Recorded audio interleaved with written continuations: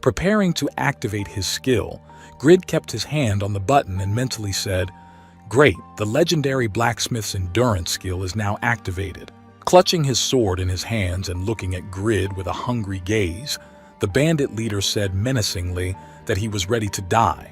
A few seconds after the delay, a system notification came saying that the legendary Blacksmith's endurance could not be activated, and Grid nervously said in his head, "Oh shit, hey guys." Preparing to take revenge for his dead comrade and all the insolent words he had spoken, one of the bandits angrily shouted, "Die, scoundrel!" Having failed in his plan to activate the skill, Grid dodged the enemy's attack and nervously said in his head, "Wow, that's some bad luck.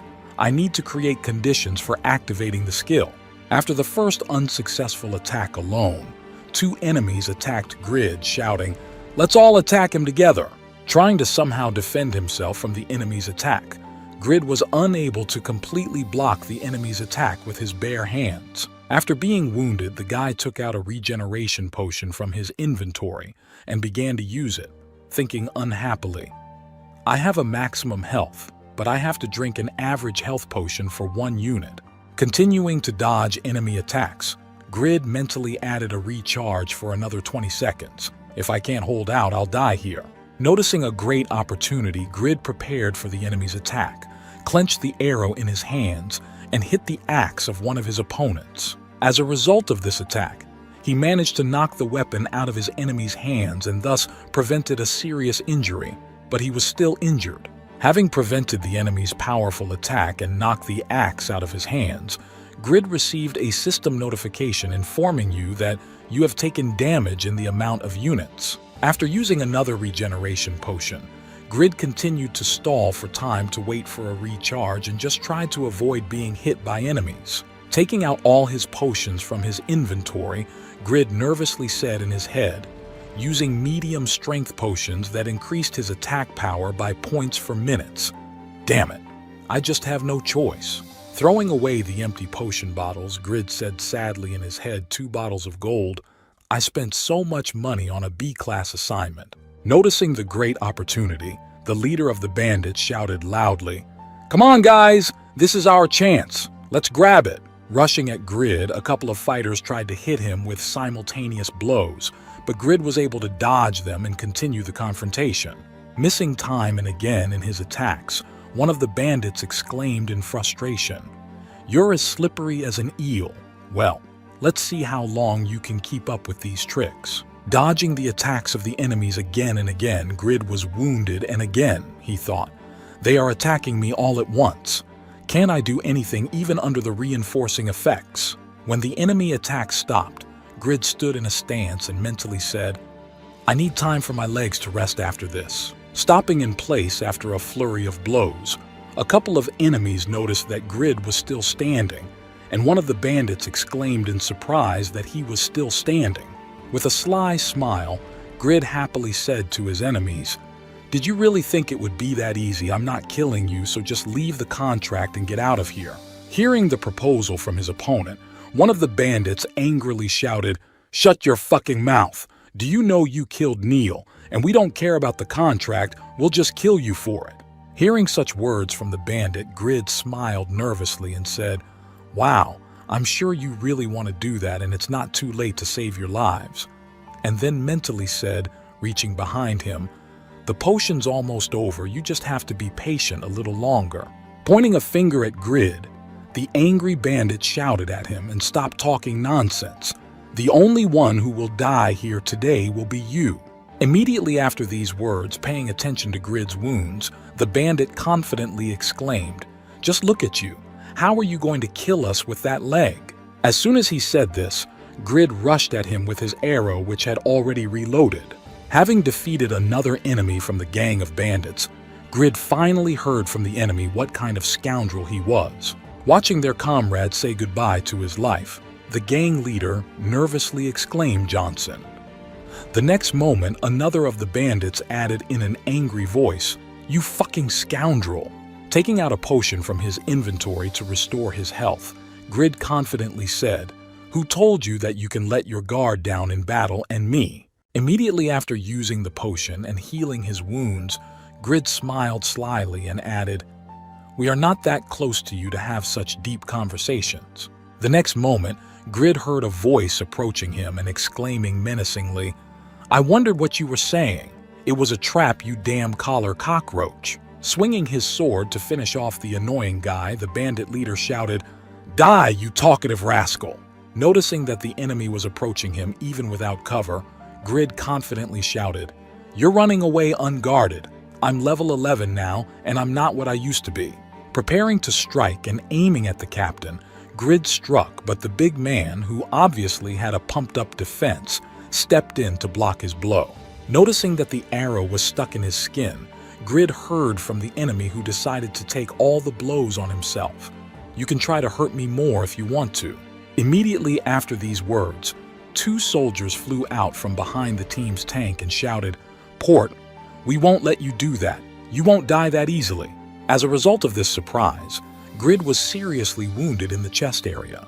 After being injured by the combined attack of the enemies, Grid flew back with a groan. Seeing what had just happened on the battlefield, Khan nervously exclaimed, "The guy with you is okay."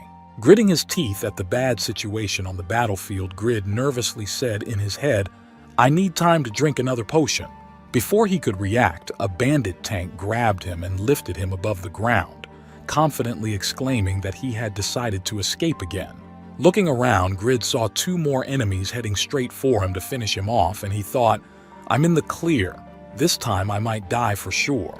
Trying to find at least some way out of this situation, Grid looked around nervously and thought that it was definitely over now. And suddenly he saw something interesting.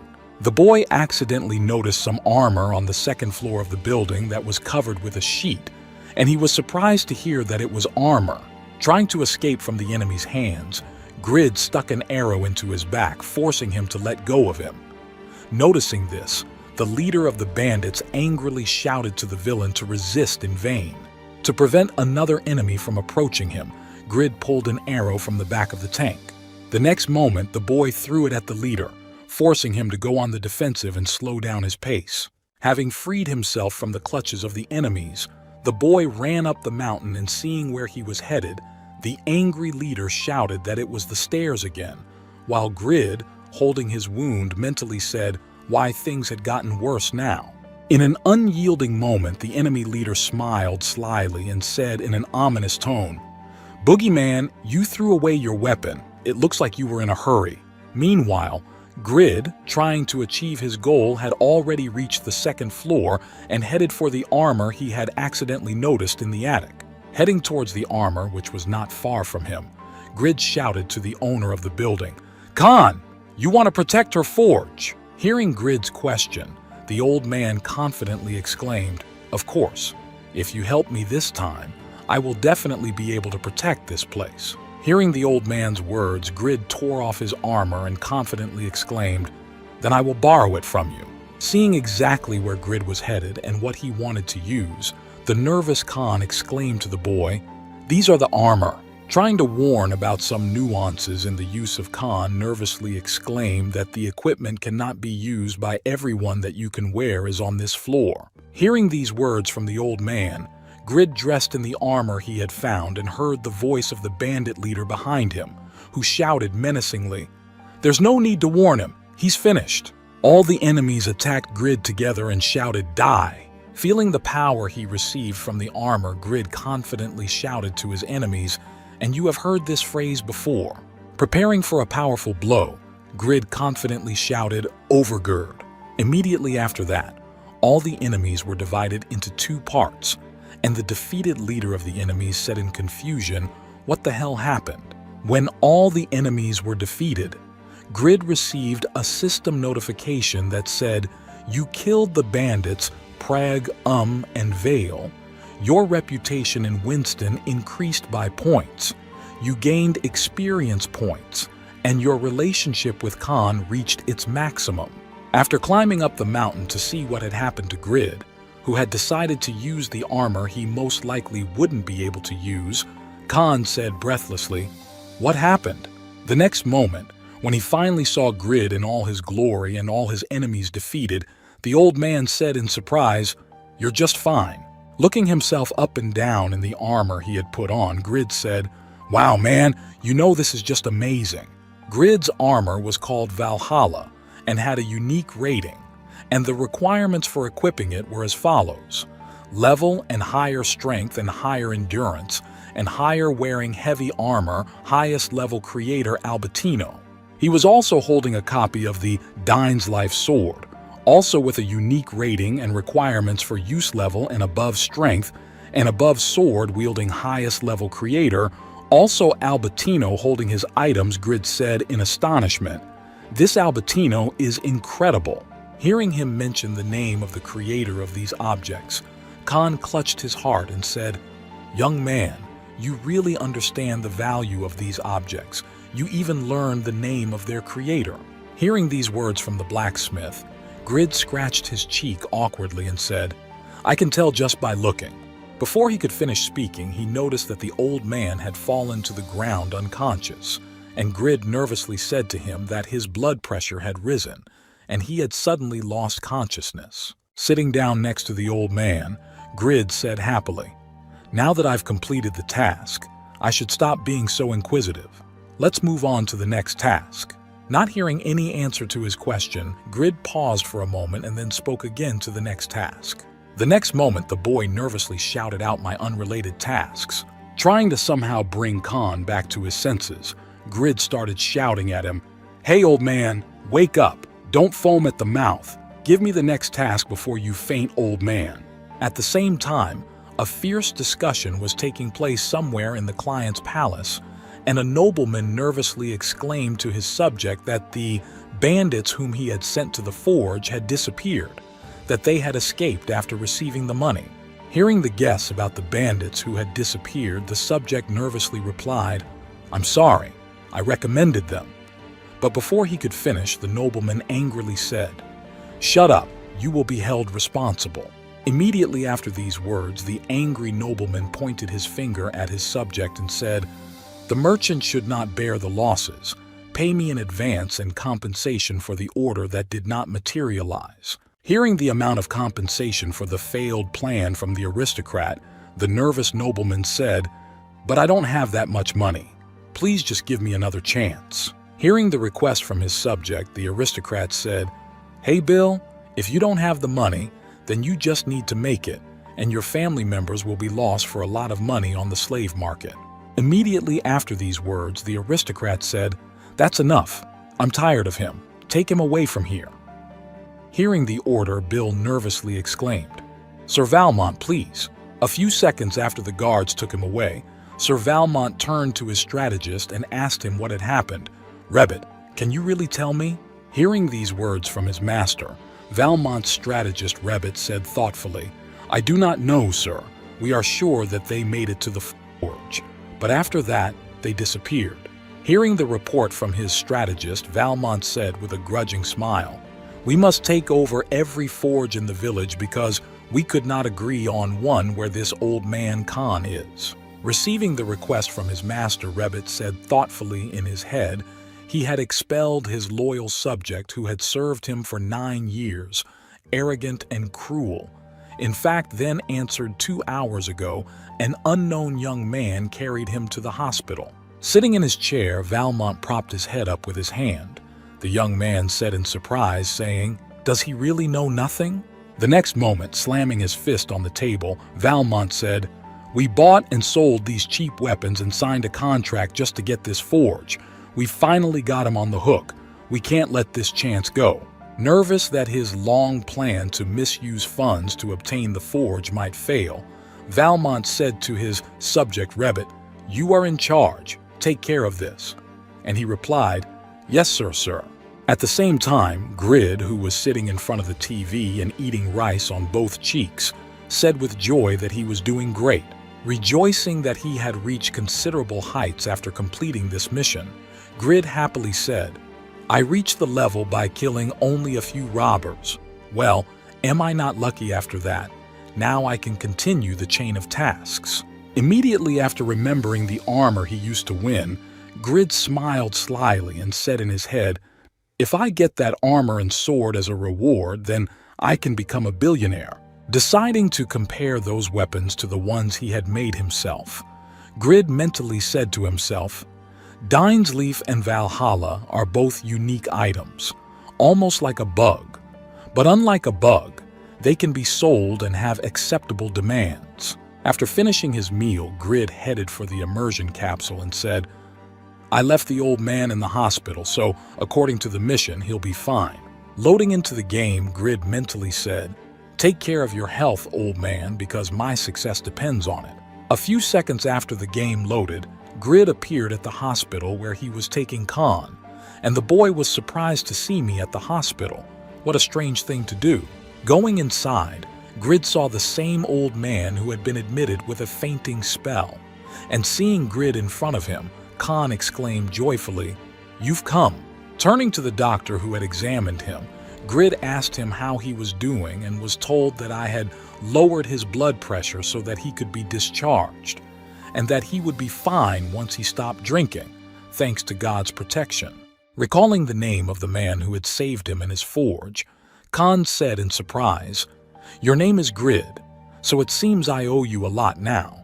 Hearing these words from the old man, Grid smiled happily and said, In times of need, we must help others. You just need to pay the fee and get a statement. Hearing about the payment, the blacksmith awkwardly said, I'm sorry, how do I say this correctly? I'm on the mend right now. Hearing this, Grid said in surprise that, hearing the conversation between Grid and the blacksmith, the doctor standing behind Grid and smiling ominously said, If you don't want to incur the punishment of God, you must pay 1 gold coin. Hearing this, Grid was frightened and said, God's protection somehow disappeared very quickly. Some time later, after paying the fee at the hospital and arriving back at the smithy, Khan happily said, I am very grateful, thank you. Shaking hands with the young man for helping him in his time of need, Khan added, Thanks to you, I have hope again. I almost let my ancestors down by abandoning the work of 7 generations. Throwing his arm over the blacksmith's back, who leaned on him to help him walk, Grid said confidently, It is the duty of every man to help, and now that you have just been discharged, you could use some rest. Helping the old man to the bed, who was shedding tears of emotion, Grid said confidently, If you had let them take your forge, the alcohol would have ruined your health. Continuing to gain the blacksmith's trust, Grid added, If I hadn't been there when you collapsed on your own, you wouldn't have made it to the hospital. Khan replied awkwardly, Actually, I really wish I could do something for you. Walking over to the armor Grid had used in the battle against the bandits, the blacksmith said, What? Pointing to the armor in front of him, Grid said excitedly, Give it to me. The blacksmith, who was thinking about his request, said, Wait, listen to me, Grid, I can't give them to you. And the boy replied, But am I not your savior, your patron, your benefactor, sir? Turning his head away from Grid, Khan nervously said, These are family heirlooms that were protected at the cost of my ancestors' lives. Please understand me. Immediately after these words, Khan turned his gaze to the family heirloom and nervously said, Dine's life and Valhalla are unfortunate objects because no one had the power to wield them. They had been here for hundreds of years, but years ago, a man discovered their value. Looking down, the blacksmith spoke in a tortured voice, and that person was Pagma.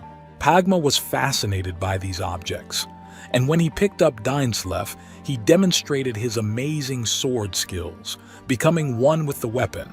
The beauty of his movements was incredible, and his swings seemed to pierce the sky and cause lightning. After telling him about Pagma, who had unlocked the potential of the armor, Khan added, My predecessor Albertino bowed before him and asked him to bring Dineslev and Valhalla with him. Hearing the story from the blacksmith who tried to somehow dissuade Grid from wanting to get the armor, the boy said with anticipation, and like Pagma, he agreed. After receiving the question from Grid, Khan confidently said no. He refused, but before leaving he said, One day the rightful owner of these items will appear and you can equip them. Looking back at Grid, who was standing next to him, Khan said thoughtfully, Tell me how you did it. and I will decide after I hear your answer." Hearing the blacksmith's question, Grid smiled slyly and thought, "Is there really a continuation of the quest chain? I can't leave it to other users." And then said confidently, "I guess you could say I'm like Pagma." As soon as Khan heard that he looked like Pagma, he was surprised to hear that Pagma, "Wait, but it can't be that simple. Does it really mean that you are?" Looking at Grid, who was standing right in front of him, the blacksmith added in surprise that the descendant of Pagma had heard this and said confidently, "Yes, it is so." Immediately after these words, a system notification appeared in front of Grid, which said the class assignment was created descendant of Pagma. Follow the path of the art of wielding the sword of Pagma and collect all the legends associated with it. Having received a refusal even under such circumstances, Grid exclaimed in surprise that you would not give them to me now, to which Khan replied, "I need proof. Please understand me." Immediately after these words, Khan looked at Grid with a stare and smiled slyly and said thoughtfully, "Just as my predecessor met the legend, so now I have met his successor." After these words, he went to his chest where he had alcohol, and in a few seconds he opened it and took out a bottle of alcohol and said happily, "If you are really Pagma's heir, then one day you will prove it for sure. Let's drink to our meeting." As soon as Grid heard the old man's offer to drink alcohol, he immediately ran to him and took 2 bottles from his hands, after which he angrily exclaimed, "No alcohol is allowed until I complete the quest." While the guy and the blacksmith were arguing about the alcohol ban, a man came to the building and stood at the entrance and said, "Please tell me if Mr. Khan Rebit is here. I came from Marrow." Hearing that another representative from the Grid Company had come to them, he was surprised to hear that Marrow Company had come to replace those robbers. And then picking up the empty potion bottles, he thought, "I'll hide this in my inventory, and then I can sell it for 2 gold pieces." Looking at the representative who had arrived at his forge, Khan said thoughtfully, "Well, let's go down and talk to him about what he wants." When the blacksmith and Grid were downstairs and seated for the talks, Rebit said to the old man, "I have been told that you are unable to pay your debt of gold." Hearing that their conversation had begun with this mention, the blacksmith said, "That's true, but I can't give you the forge, so go back where you came from." Receiving a categorical response, Rebit added, "Well, actually, I'm here today to give you one last chance." Immediately afterwards, the man added that if you give us the forge, we will guarantee you a high salary and the right to manage it. Hearing this offer from the representative of the company, Khan said unhappily, "You are offering me to become an errand dog for Marrow's company." After listening to the blacksmith's displeasure, Rebit replied that these conditions are incomparable to the previous ones, so you will refuse. Thinking about Rebit's proposal, Khan said thoughtfully, "Well, this does not concern my work. It's all about protecting my family forge."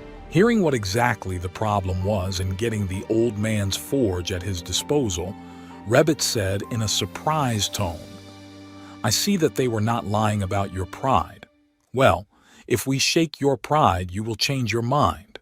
Having made such a proposal in order to get the forge, the representative of the Marrow Company said, "Let's arrange a competition. Your debt is at stake, as well as the right to the forge. Our blacksmith against you. If our blacksmith proves to be the best, you will give us the forge. How about that?" Hearing the proposal from the company representative, who acted quite convincingly and professionally, Grid thoughtfully said in his head, "It looks fair from the outside, but I'm just sure they will send a more skilled blacksmith than Khan to the competition. He thinks we are idiots." Without thinking much about Rebit's suggestion, Khan said confidently, "If that really happens, I'll change my mind." Immediately afterwards, Khan smiled slyly and said, "However, all my skills have long since become rusty from too much inactivity. I will send my heir there." Hearing the blacksmith's condition in response to his offer, Rebit was surprised to hear that, "As far as I know, you have no apprentices, do you?" Immediately after this phrase, Khan pointed to Grid, who was standing behind him, and said confidently, "This is my successor."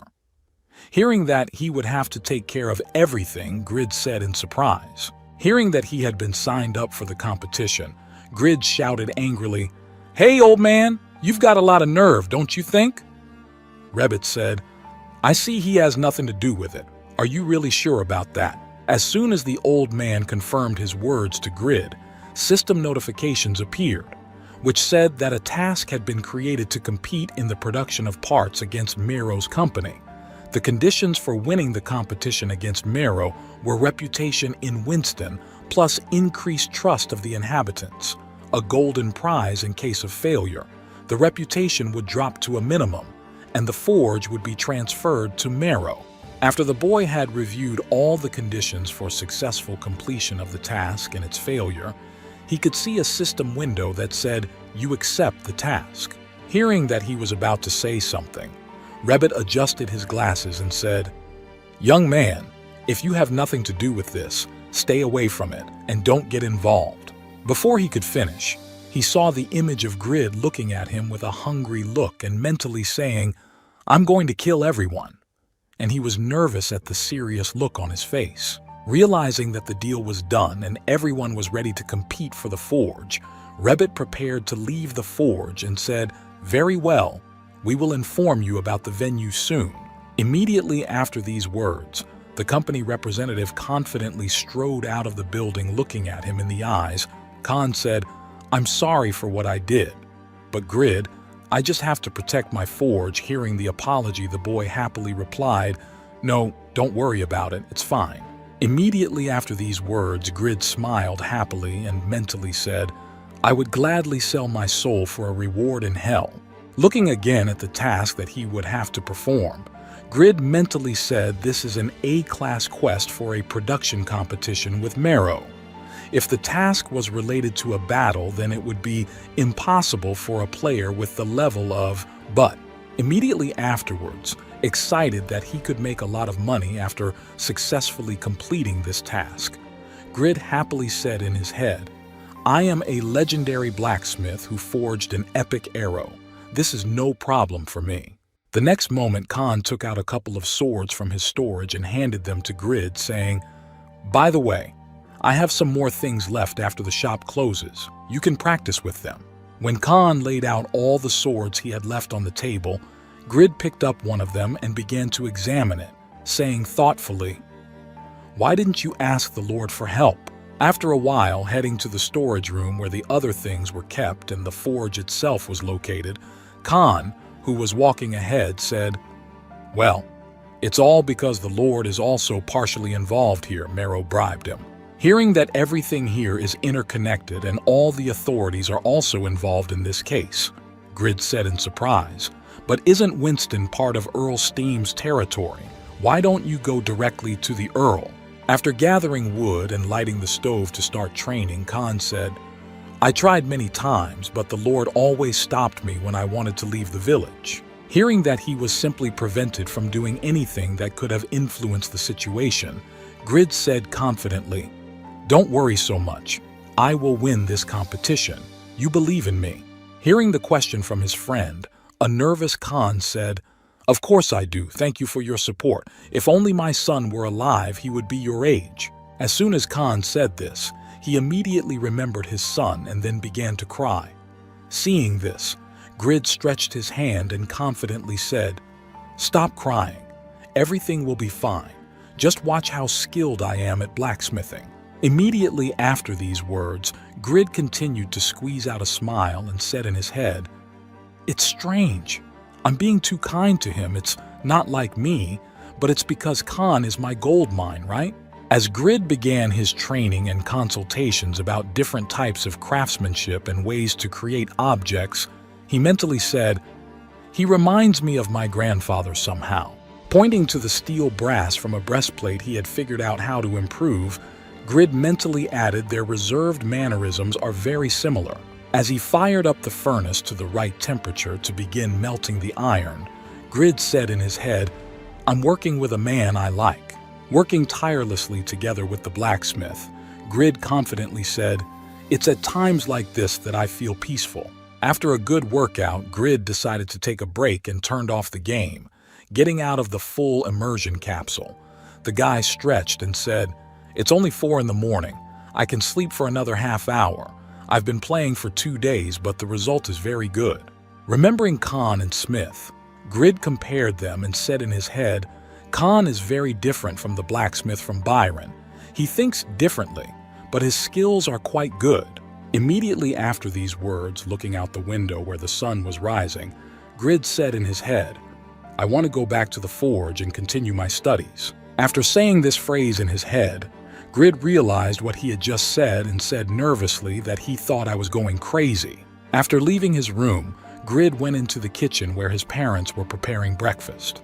When he saw them, he said good morning with a heavy sigh, and his mother replied happily, "Oh, Jonah, you had a good night's rest. You woke up early today."